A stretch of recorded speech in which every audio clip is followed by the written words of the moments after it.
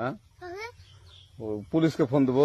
Please আমাকে ক্ষমা করে দাও, প্লিজ প্লিজ আমাকে ক্ষমা করে দাও, প্লিজ। কেটা আম পড়েছে?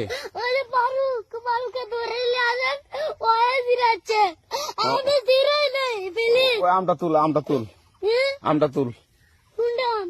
হ্যাঁ এই যে আম, আরে এই যে আম, এই জাম ওরা জিরে দিছে, আপনি জিরে নেই, প্লিজ।